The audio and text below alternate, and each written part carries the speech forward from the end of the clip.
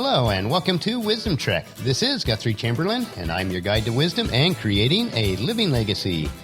Thank you for joining us for our 7-day-a-week, 7 Minutes of Wisdom podcast. This is day 120 of our trek, and yesterday we started a commentary on the book of Proverbs with the background and introduction to the book. Now we won't go straight through the book of Proverbs all at once, but we will intermix the commentary with other daily wisdom nuggets.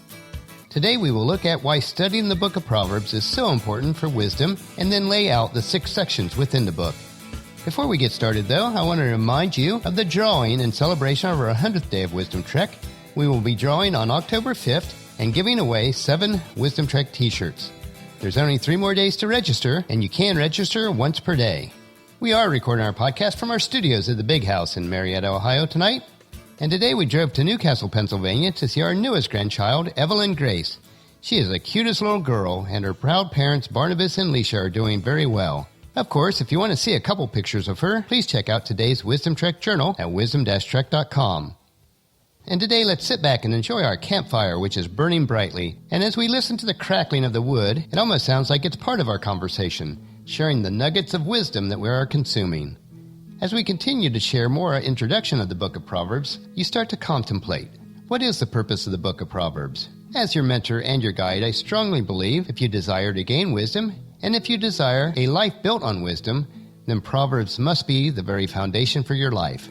I'm going to keep our discussion of Proverbs a little bit more conversational, as if we were literally sitting next to each other, because through the magic of this modern technology, I am there right beside you.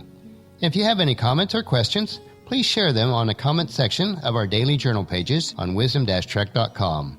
And as I share the wisdom of Proverbs, I will also weave in some related scriptures as they apply.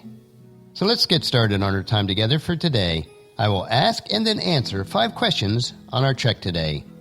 Question number 1. How do we gain wisdom in our lives? Since you are in this wisdom trek with us, you have taken proactive steps already to gain wisdom. Congratulations, and thank you for trekking with me. If you feel that you are lacking wisdom, as I do in many areas of my life, then all you need to do is to ask God for wisdom, as instructed by James, the half-brother of Jesus, in his letter written to the dispersed believers in the 1st century A.D. This is taken from James chapter 1, verses 5 through 8. If you need wisdom, ask our generous God, and he will give it to you. He will not rebuke you for asking. But when you ask him, be sure that your faith is in God alone. Do not waver, for a person with divided loyalty is as unsettled as a wave on the sea that is blown and tossed by the wind. Such people should not expect to receive anything from the Lord. Their loyalty is divided between God and the world, and they are unstable in everything that they do. Question number 2. Why is Proverbs so important? Proverbs accomplishes something that no other biblical book does. It simply compiles numerous short instructions for living an effective life on earth.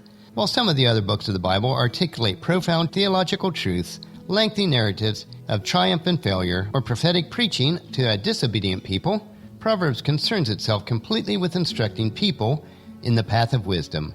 The writers of the book recognized the various circumstances of a person's life and provided principles to apply to the variety of situations rather than instructions to follow in only a few specific instances. Question number 3. What is the main theme or idea of Proverbs? Proverbs states the theme explicitly very early in the book, in chapter 1, verse 7. Fear of the Lord is the foundation of true knowledge, but fools despise wisdom and discipline.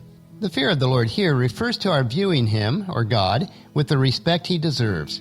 It means living our lives in light of what we know of him, holding him in the highest estimation and depending on him with humble trust. Only then, Proverbs teaches, will we discover knowledge and wisdom, as is repeated in the 9th chapter, verse 10. Fear of the Lord is the foundation of wisdom. Knowledge of the Holy One results in good judgment. In the writing of Proverbs, Solomon hoped that his readers would attain practical righteousness in all things, and we would do this by living our lives under the authority and direction of God. He specifically explains the book's purpose, and we will look at that in the 1st chapter in verses 2 through 6. Which is focusing on imparting understanding that would impact every facet of our life. Much of the book emphasizes listening to others so that we might learn and then apply the combined knowledge of those who have gone before us, such as our parents or elders, or you might think mentors in our case. And we should do this to unique circumstances of our own lives. Wisdom then involves appropriating a measure of humility, first before God and then before others. If instead we decide to speak rashly rather than listen attentively, well, Proverbs deals with that too, such as in chapter 12, verse 15, which says, "Fools think their own way is right, but the wise listen to others." And chapter 13, verse 3, "Those who control their tongues will have a long life. Opening your mouth can ruin everything." And question number 4, how do we apply the book of Proverbs? Well, first of all, you have to read it. Second, you have to live it. Proverbs contain some of the most applicable nuggets of truth in all of the Bible. Most of Proverbs are pithy statements brimming over with imagery of the real world. This approach allows us to see very clearly how any particular proverb might be applied to any number of everyday situations that we encounter. From getting out of bed in the morning to building a strong foundation in our relationships with others. Proverbs reminds us that God concerns himself not just with the big cataclysmic events of life, but even those mundane or invisible moments in our lives as well, as we see almost every day. Are you following God, even in the seemingly small circumstances? Allow Proverbs to refocus your attention on the hidden moments of your life. And our 5th question today is, how is the book of Proverbs organized? Well, we can break the book of Proverbs down into 6 primary sections. The first section is Solomon's Wise Lessons, which covers chapters 1 through 9. The second section, the Proverbs or Wise Words of Solomon, Proverbs chapter 10 through the first half of Proverbs 22. The third section is 30 Wise Lessons, and this is covered in the remaining chapter of 22 through chapter 24. The fourth section is more of Solomon's Proverbs or Wise Words, and these were copied out by the King Hezekiah, and this covers chapter 25 through 29. The fifth section is the Puzzles of Agur and Lemuel, and this is covered in Proverbs chapter 30 and the first part of chapter 31. And then finally, the sixth section is a poem about a perfect wife, and this is the last part of chapter 31.